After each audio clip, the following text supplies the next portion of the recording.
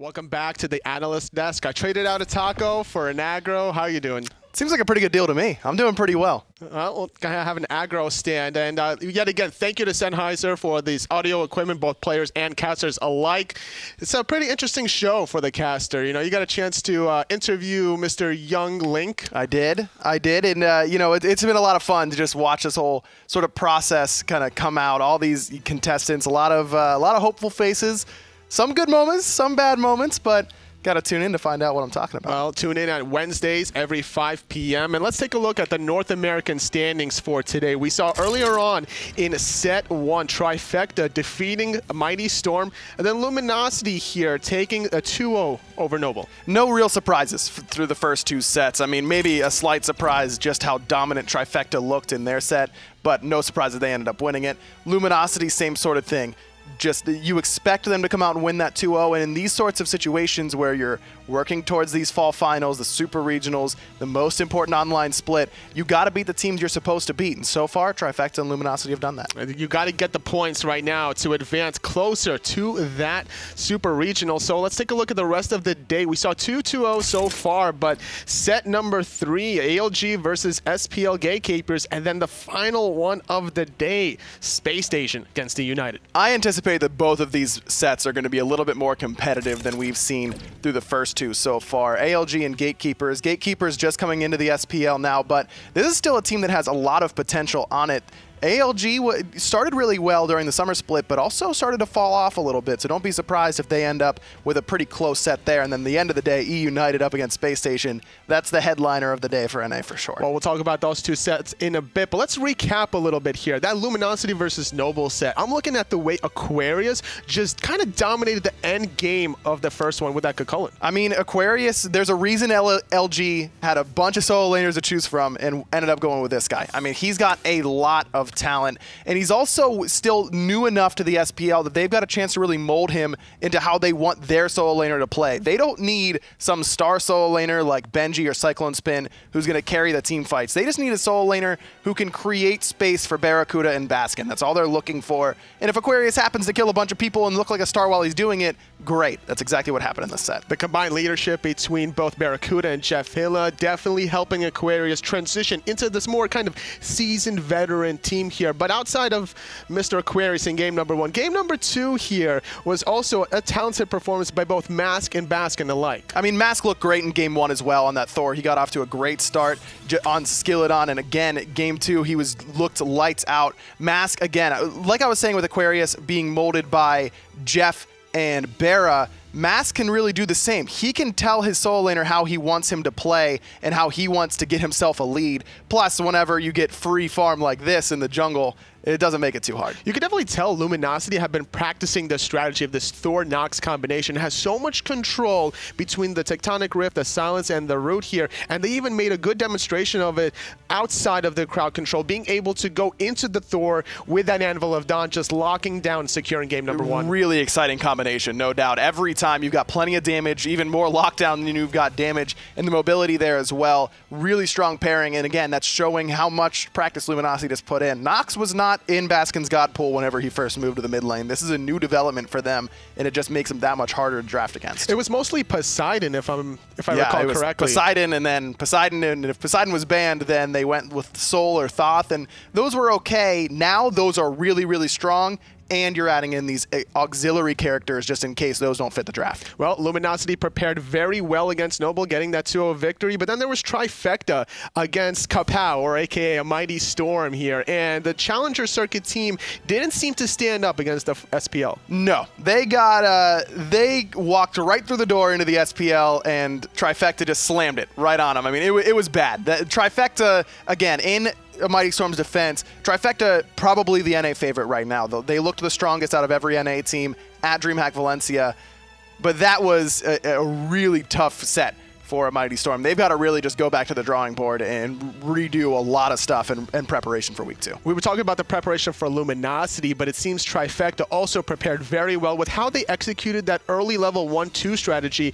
whenever Kiki went to jungle, kind of, and then we saw Cynosure sit behind at level 1. He even found a very early kill onto Plasma, I believe. Yeah, both games, Cynosure ends up kind of cleaning up the end of the wave in the solo lane while Kiki's the one to rotate in. It gets Cynosure level 2, which means that he can be the one who starts the fight off in their favor. Really well thought out composition and strategy by Trifecta. And that's what you expect from these guys. They've been around a long time. This is 5 veterans on this squad and 5 guys who are willing to think outside the box as well. Aurora was a part of that eager squad that was always willing to experiment, always willing to try something a little bit different than every other team was doing. And now he's coming over to Trifecta and he's joining the likes of Kiki, who's willing to do anything. Heroine can play anything. Snoopy can play anything. That's what makes this team so exciting to watch. Now, do you think that Trifecta is going to be executing this kind of similar strategy against more experienced teams, or do you think this is just a pocket strategy against a lesser experienced team? Keep in mind that Trifecta was doing things like this before Aurora joined as well, and they were doing it against those more experienced teams. It was Kiki going over to the duo lane as Odin and invading enemy purple and red buffs and then teleporting back over to the solo lane. I think these sorts of weird strategies that are also effective are here to stay for Trifecta. Well, so far so good for Trifecta, the way they defeated out Mighty Storm. But let's talk about this epic 4th set of the day, Space Station Gaming against E-United. E-United and Space Station going through some changes here. So E-United, they lose Chaos. We stole him away. They pick up Venenu for that mid lane, a guy who was in the Hunter role for ALG previously in Season 3, now in that mid lane, part of Oxygen Supremacy's run. But this is a guy who has a lot of potential, and then Space Station has plenty of changes. They pick up Zapman instead of Vedium. They get Scary D there in that solo lane. So you really got some exciting stuff from both sides. It's just a matter of which team feels more comfortable with their new members. Mid lane is something that usually takes a little bit longer to become accustomed to your roster with, because you're working with basically everyone at some point in the game outside of really your solo laner. But Venenu's been on that roster for long enough now, and those are 4 guys who have played together long enough on E-United that it shouldn't take too long to kind of assimilate him in there. I just can't wait to see how Zapman return goes and how Scary D fits into that Space Station So roster. do you think Space Station Gaming is going to be like that #1 team with the addition of Scary D and Zap here? Honestly, I still think Trifecta is the best team in NA right now. I think that what they have in terms of outright mechanical skill and their interesting strategies that they can bring to the table is a little bit stronger than what the other NA teams are putting out right now. But if Aquarius can look like that for Luminosity, they're going to be a top card in NA. If Space Station, if Zap goes back to old Zap in that dominant early Season 3 form that he had, Space Station is going to be a team to watch out for, no doubt. Well, we'll see how those 2 side lanes pan out in that set. But the 3rd set, the next one we're going to see is Illuminosity, or I'm sorry, not Illuminosity here, Team Allegiance, you know, 2 LGs here, yeah, it's versus SPL Gatekeepers. I really think that Gatekeepers have a chance to come in and surprise some people with this one. ALG is a really good team, but they are also going through some changes. Ocean's moving from the Hunter role to the mid lane now. Metyankey returning over to ADC. Met was just starting to feel really comfortable to me in that mid lane. He had started to pull in some gods that looked really strong, Isis in particular, but he's such a good hunter. This is an exciting time for ALG. I'm not worried about Metyankey in the duo lane. I'm a little bit more worried about Oceans in mid. Everyone always talks about this guy, the pro players who have been around him, as one of the more impressive guys they've gotten a chance to work with. And you got to trust their opinion, but this is his first time in mid lane, at least to my knowledge, in competitive play. That can be difficult. So how well is Oceans going to perform against a Gatekeepers roster that really has a lot of potential there and could end up surprising ALG? I'm not too surprised here either for Metyankey, because it's a similar story to Snoopy, right? Both of these hunters went to mid, and now both of these mids are going back to hunter. Snoopy performed well. I'm expecting the same here for Metyankey here. But all right, let's get some predictions out for Space Station versus E-United. I think we're going to see a split between those 2 teams. Both really good squads. I think that both going through the changes, I think that we may see some really strong performances from each, but not necessarily in the same game. Okay, and what about ALG against Gatekeepers here? Look, we've already seen 2-2-0s. I'm ready for 2 splits. I'm going split for both sets. Well, Aggro has it as 2 splits here. Let's see what the casters have at us. ALG versus Gatekeepers. I really liked what they said on the desk. I think Gatekeepers are going to be able to surprise people today. There's definitely a potential for Gatekeepers to come out swinging, but you never really know what to expect from these relegation teams. They can look super flashy while the relegations are happening, but as far as carrying that over into the SPL, completely different story. Don't forget, we're going to have ManRay in the middle lane instead of Moswall today, so we'll see if that makes an impact. Picks and bans coming at you right now. Very curious, ManRay does have an interesting god pool, likes out Anubis. I don't know if we'll be able to see that today, but also don't forget Ocean's making his mid lane debut. He used to play mid back in the day, not at a professional level, but he said himself, he was like, look, man, you know, it's been years. I don't know how relevant that is. So it's sort of, you know, return to the first time, if that makes any sense. 2 bans already out. No Odin, no Artio. Swapping things back up, and Metyankey being back into that hunter role is probably more of a preference in my personal opinion, just because he does seem to be a little bit more adept with those hunter players, or with the hunter gods at least, and very skilled, talented, and all-around standard bans as well coming from these 2 teams. Terra, the first pick for ALG, and just to continue the conversation, yeah, absolutely, Metyankey is a better hunter than mid laner. I think everybody understands that. And as you said, it was also just a preference thing. I think he has more fun in that hunter position. And Oceans wanted to basically make sure that Met was enjoying himself, so moved over to mid. Ravana locked in for the Gatekeepers alongside Osiris. So 2 warriors going to be on the right side of the map. Jungle or solo, we'll see later. 2 very heavy pressure warriors at that. Having that route to go with, Ravana and Osiris are just going to have so much invade potential. I think that's what ALG is really trying to keep an eye out for. Don't really want to permit their jungle to get invaded. God forbid your jungler loses speed early on. The Morrigan one more time here for ALG. We'll see if that winds up in the hands of Weaken or the mid laner, because CycloneSpin can absolutely play Camazotz. So a lot of ambiguity on the side. I always forget it's backwards. A lot of ambiguity on the side of ALG here.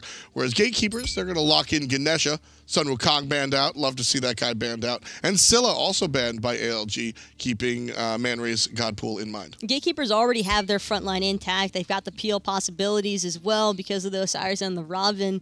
I'm liking their options to eliminate other warriors that they feel could pose a potential problem to their draft so far. And really what I'm also keeping an eye out for is right now ALG has a very solid composition with the Terra, Camazotz, and Morrigan, of course, because you could potentially have 2 bad out of hells, but it's going to be difficult packing enough of a punch into taking down such a frontline heavy team.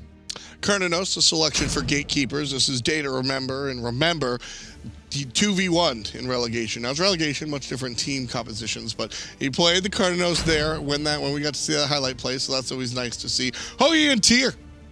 I love Tyr. I think he's a high-impact character. We saw a little bit of him yesterday. Haven't seen a whole lot of him lately, though, other than what we did see yesterday. He's been a god that not many solo laners or even junglers have wanted to experiment with too much, just because they feel as though he doesn't provide as much of a presence as the other solo laners can right now. But all things considered, I'm really excited to see what's going to happen with this selection. Yeah, it's sort of like extended presence versus high impact. And when you ask me about CycloneSpin, he absolutely is high impact guy.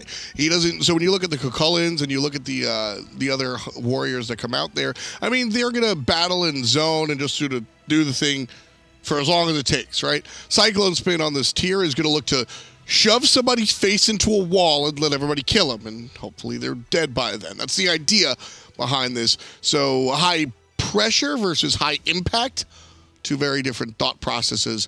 NeiruMah doing what Jeff Hindley did in game number 1 of our last set, likely going to look to back up some of the minions, although this time in the mid lane. It appears as though NeiruMah is deciding to start in the middle lane as opposed to the dual lane with his hunter, and this could be due to the fact that Gatekeepers have that early pressure, so Allegiance are trying to prevent Weaken from losing his farm on the right-hand side. Soul trying to compensate for the fact that the minions are pushed up by going all the way to the tower line, looking to clear with the help of PainDeViande. And CycloneSpin by himself over there in the solo lane. Well, Grave will help out MandoWarrior. SPL Gatekeepers, a team that comes out of the relegation squad or relegation scene. Again, PainDeViande has been known to sort of lead these teams of lesser-known players to victory. ManRay stepping in as Moswall has taken over MLC spot over in Noble. But other than that, the other 3 players, and the other 3 players are still performing fairly well. It does seem as though Weekend and Oceans, the start ended up panning out pretty well for them, considering that they've managed to acquire their own speed buff. Yep. That's the most important part, and still have enough of clear in the mid lane wave to go bat to bat, and it seems as though Weekend really wants these back harpies from Gatekeepers. This is a pretty intensive invade here. And then just touching on the Gatekeepers, if you're unfamiliar, MandoWarrior, he's gonna play your standard meta stuff. He's gonna be a role player, nice one out there. It's really a lot of eyes on DayToRemeber and Pain. I think this dual lane is perhaps the stronger part of this squad. And already taking a huge chunk of health out of ManRay.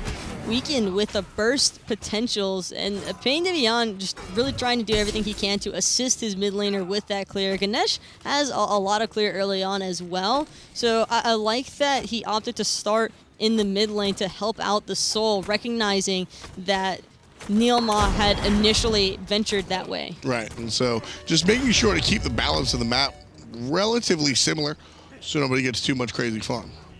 Metyankey, however, finding a little bit more experience as far as the waves are concerned.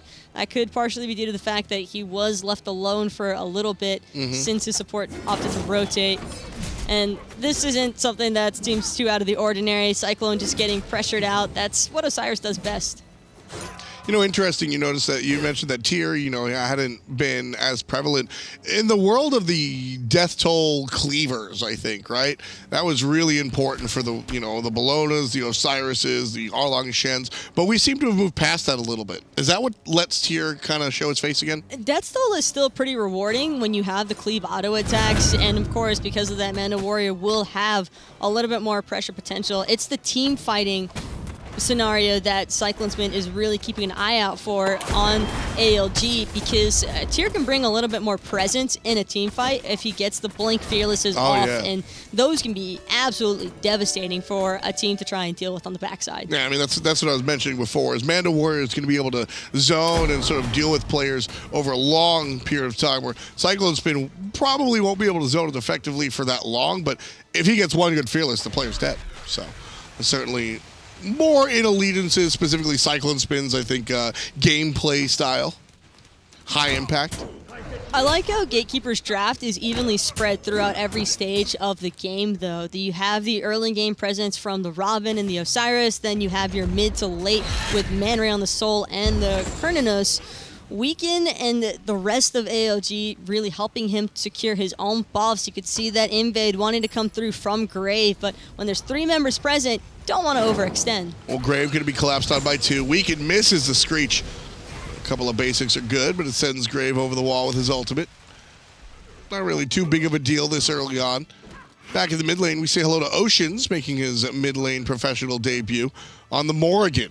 This is I mean, you're starting on very hard difficulty here. Kind of interesting to see Oceans go this route. This seems more like Oceans' playstyle, though, when you think about it, because Oceans likes those characters that can kind of just reside in the background until you need them to stand out. And that is key to Ocean's past performances on the Hunter role. I think that this could potentially roll into a very strong transitional period for him in mid lane. Yeah, I'm very interested into what Oceans can do here.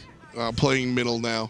He seems, I don't know, his letting Metyankey play Hunter is the better idea, I think, period. As long as Oceans doesn't wind up completely failing in the mid lane, I think this is the positive move. And, you know, going along with what you're saying about Oceans, as the Gatekeepers clean up the Oracles, I think it has something to do with also his personality. Your personality comes out of the field, and I think the mid lane allows Oceans to be more Oceans. Solid. If that makes any sense. I could see it making sense, considering that I've gotten the chance to see Oceans outside of the competitive play field. He's a fun guy. He's a little odd. He's a little odd, but he's a fun guy, and I think he will have a good presence in this mid lane. I think everybody is, though, to a certain extent off of the internet, but it's all fun and games, I would say, for the most part. And right now, it's the same can be said for both of these teams, kind of just getting a feel for each other. Been a little bit more of a slower paced, and that's partially just due to ALG's smart decision making to start off on their own buffs to prevent those infates from coming through. I think creative is the word that I was looking for Oceans, and Weaken, creative jungler. I think that those two will synergize relatively strongly with playstyle and god selection. Grave getting stunned out. Weaken goes a little bit too hard. Jumped on, and it's ManRay putting one on the board for SPL Gatekeepers. Not done just yet. Oceans goes into Cernunnos for the dash. And the Aegis is out, the damage out of ManRay. Smart stuff out of Oceans. That was basically quick on your feet thinking. That's the only option you're really left with. He could have potentially looked to change into the Ravana, but he didn't want to risk having that slow startup on the ultimate to get caught out with. And with the little bit of opening that Gatekeepers have by taking down the jungler, Gold Fury started, but quickly dropped. Classic Pain call, early objectives. A rotation by NeiruMah comes in really well for Allegiance, because if he doesn't make his way over, Gatekeepers might actually look to commit there because of the fact they have that Ganesha ultimate available. Because of that, nice stuff coming out from the rotation, man.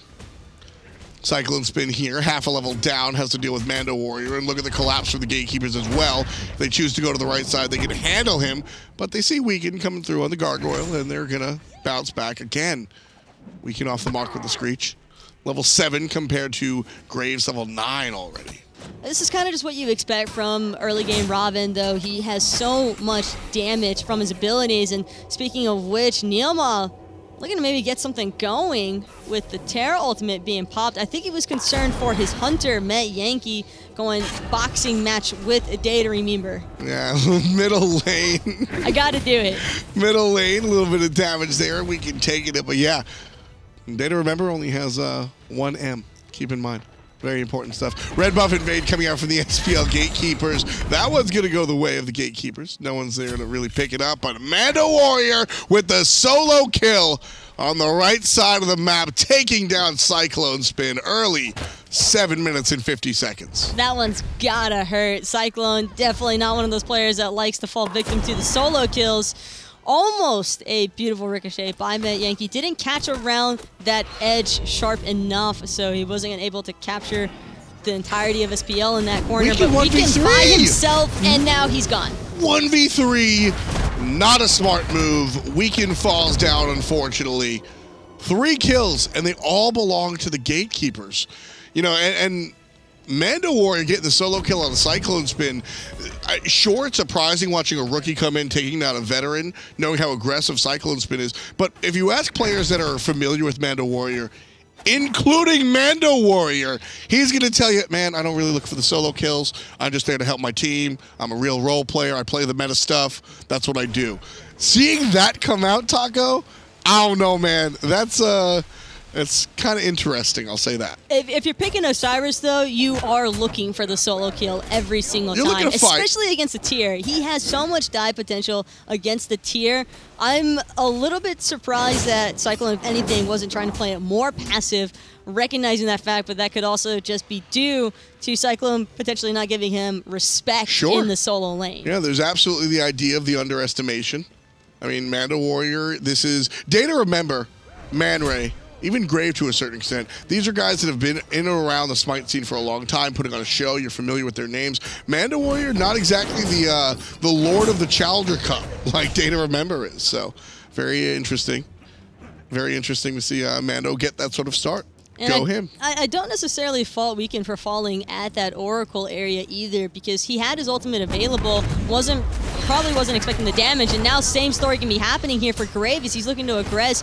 PainDeViande not able to capture anybody with that silence, so they're going to be able to fall back, but this speed buff might not be secured for ALG. Yeah, SPL Gatekeepers pushing up just in time for the speed buff, but they'll back off and allow Allegiance to sort of take that area. Here comes the ultimate out of Metyankey as 3 players are caught in the suns. CycloneSpin over the top looking for the Fearless. Won't be able to lock him down, but it's Grave that does the damage instead. NeiruMah, the first one to fall. DayToRemeber all the way out of the dual lane, just like Metyankey here as well, but it's Oceans taking down the Ravana. It's a 1-for-1 so far. CycloneSpin makes that a 2-for-1 as he puts DayToRemeber in the ground, and Metyankey on the chase for Mando.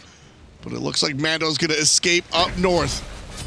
And that's a 2-for, scratch that, a 1-for-3 as Weekend sniffs out the support player. Grave, Pain, and DayToRemeber all fall, where it's just NeiruMah that takes a trip. Just a complete turnaround team fight. Grave went a little bit too deep, locking down that kill onto NeiruMah, and Neil will take that every single time, especially since it means the Portal Demon's following right up next. Beautiful gameplay and beautiful counter engage by ALG. Gatekeepers still in the lead by about 1,400, but that's how you keep yourself in the game, by making those plays that ALG does. NeiruMah is just so incredibly persistent. You know him rather well. What can you tell us about? Because this is also sort of his SPL debut here, but a lot of players know him. Give us a little bit of background on NeiruMah. He is just an absolutely insane support player when it comes to mechanics, and there's a reason why he's the one who always gets called up upon whenever you're in a pinch and needed a support player to fill in. They're just like, yo, Neil, what are you doing this weekend? It's like, hey, man, yeah, I'll play. He knows every single time, and it was only a matter of time before he got picked up onto an SPL team. Probably one of the best players on ALG, if not the top. I just think that this guy's absolutely insane. Yeah, NeiruMah, we're talking about NeiruMah, of course. It's really funny. The NeiruMah is his name outside of the game, and players have just colloquially called him NeiruMah forever. NeiruMah, I don't think I've ever really heard anybody call him NeiruMah, so I apologize for using the name that you guys might not be as familiar with, but he certainly made a mark on the scene. And you mentioned his mechanics. I as a viewer look directly towards the instincts. When you see NeiruMah do here, oh, the jump over the top, MandoWarrior, fearless power cleave, and there's the combo, but Mando has his own ultimate as well. That was the shell. He's not done. He wants this kill. He's ready to get the solo revenge onto Mando, but it could spell the end of him getting a little bit deep into that tower. Knows that he can't dive it any longer. CycloneSpin definitely a little bit angry. And to wrap up our conversation on ALG's new support here, just a guy with tremendous instincts. He always seems to be in the right spot at the right time, doing the right things, and I think that's why we see him finally here in the Pro League. Allegiance pulling the Gold Fury with PainDeViande right around the corner. A little bit scary. I don't think that ALG really want to commit here. This is more so just what can we get away with? How are they going to respond? They know that this is the newer team coming up and out of relegations from the Challenger circuit, so they might not be as experienced in recognizing when to back off or when to engage. Nice thing about that is Metyankey has 70 stacks on the Devo gloves already, so he can tank that pretty much to a net zero gain, right? You can tank the Gold Fury and not lose any HP over time because of that lifesteal. So I think that's why we see Allegiance kind of making that poke. NeiruMah under the mid tower, just kind of dealing with it while Metyankey takes DayToRemeber to the 1v1 house. And this is just the benefit of having the Huyi versus Cernunnos matchup. Huyi gets a little bit more favorable trade-off in the early game, unless you got 4 other members joining him for ALG. Ganesha coming through, but Metyankey's just going to jump right out of that one. Forced into the jump. Loved the pillar block coming out from PainDeViande. Used the corner of that ultimate to make sure that he would have to jump over the wall. Metyankey safe underneath the tower, but it's a Ganesha ultimate for a ultimate out of Terra and Metyankey. I think it's a win on the Gatekeeper side, and with that window open, no, not going to think about Gold Fury. Instead, just think about putting pressure in the jungle.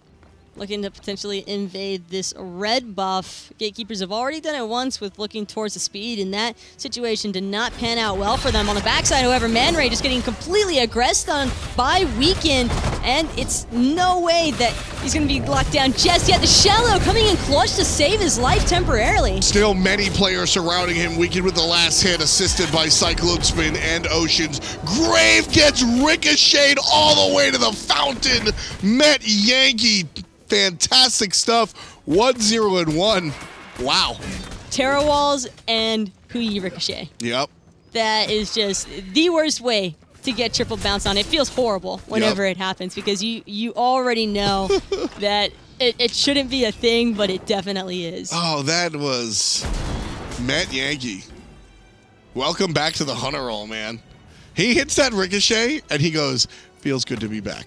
That's exactly what he's saying. He hits that ricochet and goes, can't do that on ISIS. That was also just a great setup by Neil, placing the walls in a way that his Hunter could benefit from it so efficiently. Yep. And again, that's the combination of the instincts and the mechanics that we're talking about. You know, that's There it is, right there. He's got the stun to back him up just in case he misses, knowing that the Ravana will have at least one way or the other to try and survive. So I like the mentality there from ALG to just shut off all escape routes.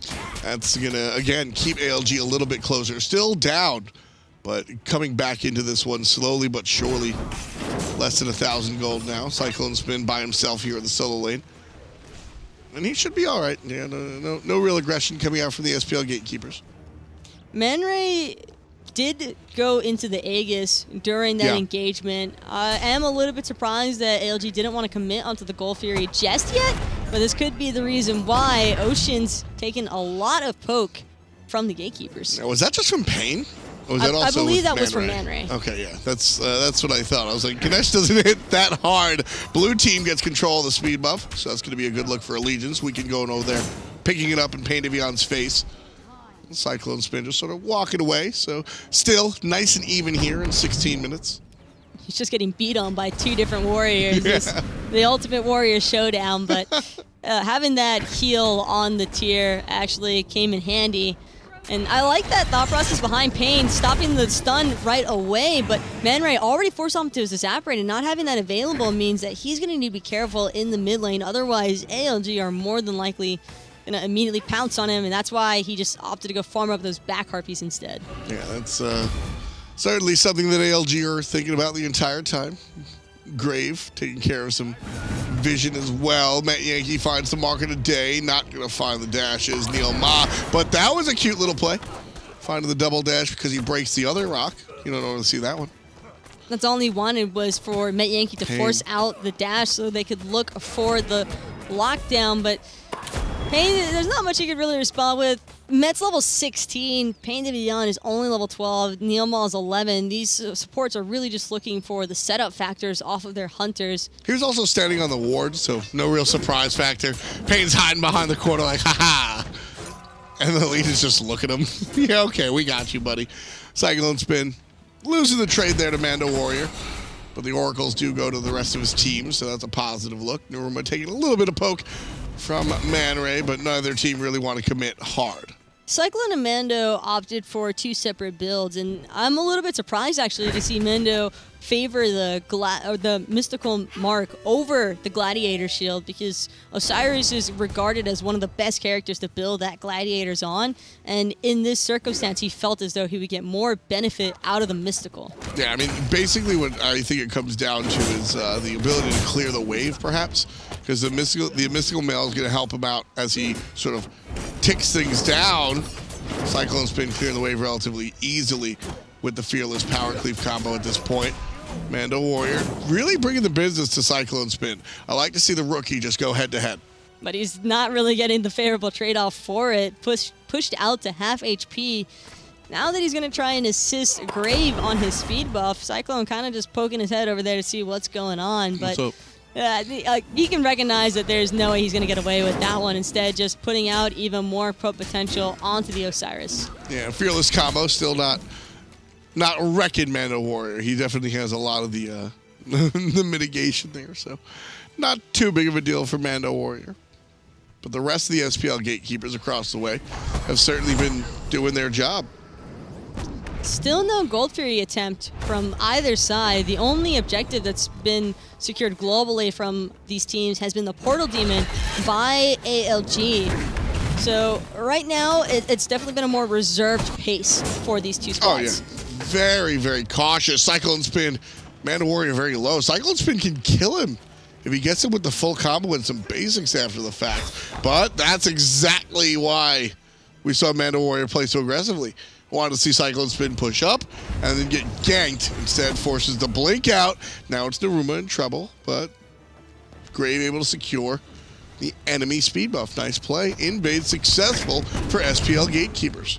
And now Grave not done quite yet, looking to wrap around that backside since that T1 tower didn't have much health remaining. ManRay and Pain trying to shut down NeiruMah, but he's going to be able to dash away, popping that Terra ultimate. But Grave being aggressed onto now by Oceans. No speed buff available, however, for Oceans, so Grave should be just fine.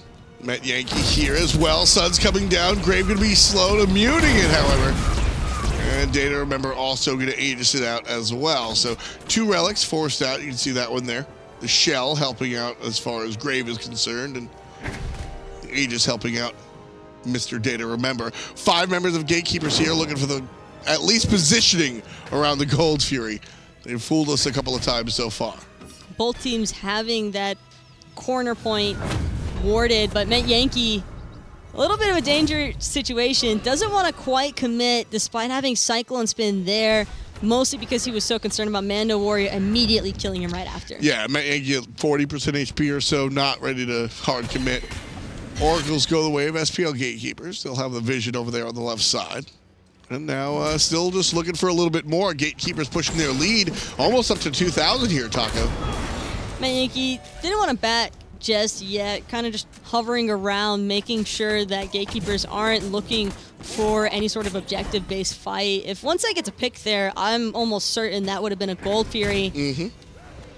Completely handled. Instead, Gatekeepers rushing down this Portal Demon, and nobody from Allegiance seems to be aware. Well, now Weaken's aware. He catches sight of it. Excuse me, in the sky now, looking to take the Portal Demon off. Silence is strong, and that's a nice play. Good recognition of the lack of awareness by the SPL Gatekeepers, claiming the first global objective. Well, I was actually second time, but it was Gatekeepers trying to defend the Gold Fury now as Allegiance. This Gold Fury still leashed 30% They stole HP. it! Well, they didn't steal it just yet. They took away command of it. But with the sun's coming down, SPL Gatekeepers snatch it anyway. The back and forth does not go in Allegiance's favor. Wonderful stuff out of SPL Gatekeepers. Not content with just the objective, SPLG pushes up forward. And they're going to push ALG out of the jungle. Wonderful steal! Oh my goodness, ALG should have leashed that. Well, the problem is ALG tried to leash it, but then Gatekeepers immediately picked it back up. Dave was swinging away at that Gold Fury, ensuring that it still stayed low HP. And with the Portal Demon having been available, Gatekeepers immediately rushing down the Fire Giant. And there it goes! Nobody knows! There it goes, well, 22-58. The Fire Giant roars. And SPL Gatekeepers pick up their 3rd objective in 3 minutes, if that. Nice stuff. Still continuing on. SPL Gatekeepers now with a 3,000 gold lead. Looking to pressure out this right side of the map. Just amping it up out of nowhere. Gatekeepers, they got away with one, then the next. That little bit of a lull after the Gold Fury was secured. No way in hell they go for the Fire Giant. And there is absolutely no way in hell that these T2 towers remain for much longer. That is, yeah. Wow.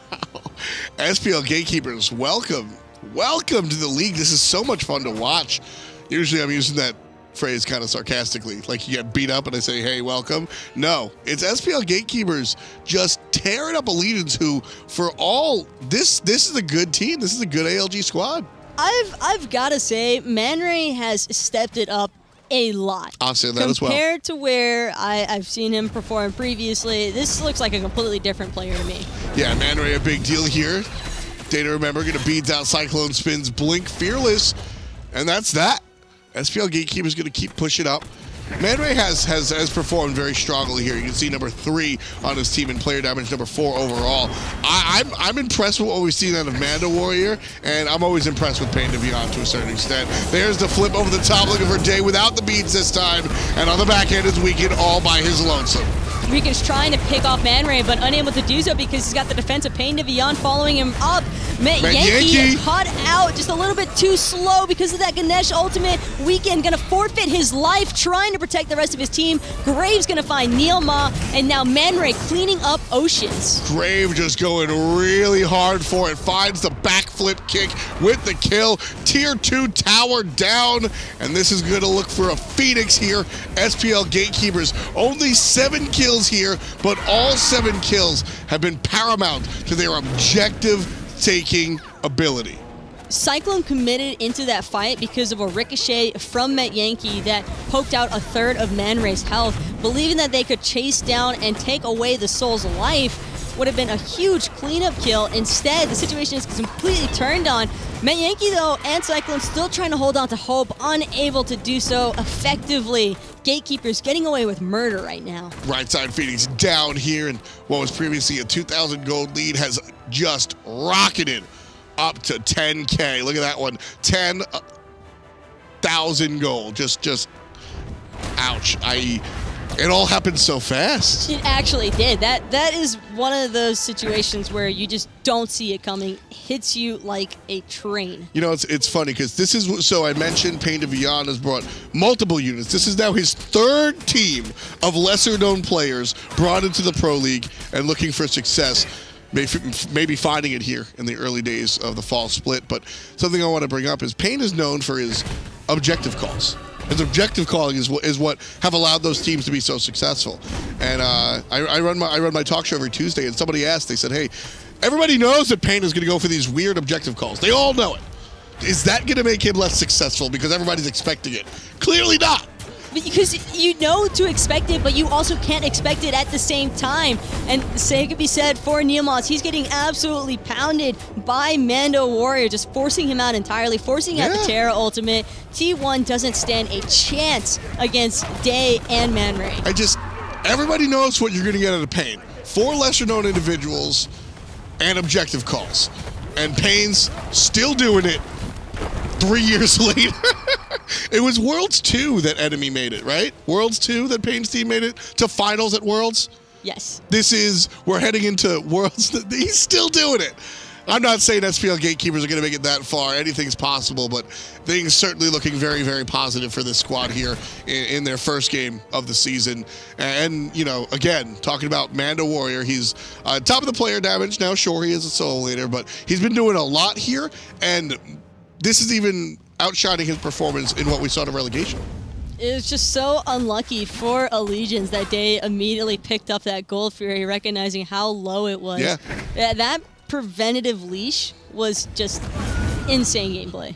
And, you know, whoever made that call, I definitely think it came with a French-Canadian accent. Whoever made that call to just stick on it, just stick on it, just stick on it. I mean, that's a dice roll. Sometimes you got to roll the dice. Gatekeepers push Allegiance off of the Gold Fury. The second one of the contest goes to the Gatekeepers. Fire Giant spawns for the second time, and MandoWarrior walking right towards it. 13K gold difference, 9K experience lead in favor of Gatekeepers. No way anybody can contest this from ALG, and sure enough, that's not what anyone has in mind. Completely free. Gatekeepers looking to probably push out the lanes from the little bit that ALG has shoved up mid and right-hand side. Won't make a difference for too long.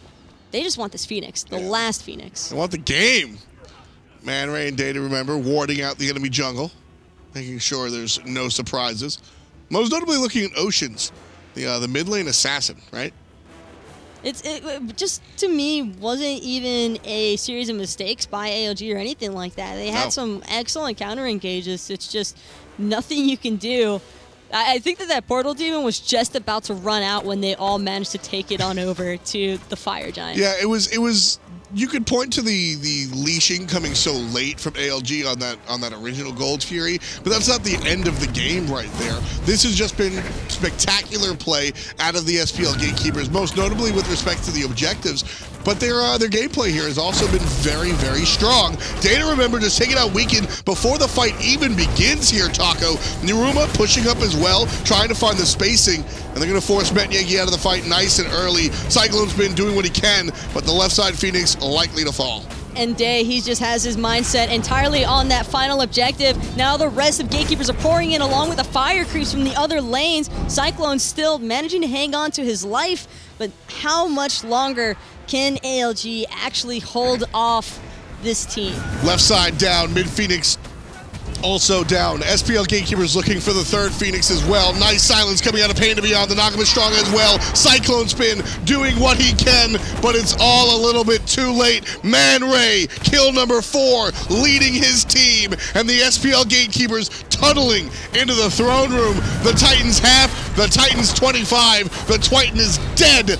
And it's SPL Gatekeepers winning their debut game against ALG. Managing to find a couple of kills at the end there, but when you've got 3 lanes of creeps pouring into your base and only a handful of your teammates alive, not really a whole lot of opportunities to hold off a Fire Giant squad. So impressed. So incredibly impressed by SPL Gatekeepers.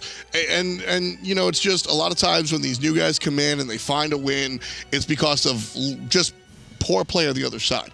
And you talk about, was that game really won by the winner or lost by the loser? I didn't see ALG drop the ball too hard. Sure, they made a couple of mistakes. You have to when you lose, but that was a win by the Gatekeepers. There's certainly some credit to give to PainDeViande for having that veteran leadership to assist his team in making the right decisions at the right moments. But you also really have to give a huge shout out to every single member on that squad really stepping it up against some very formidable opponents. Let's see if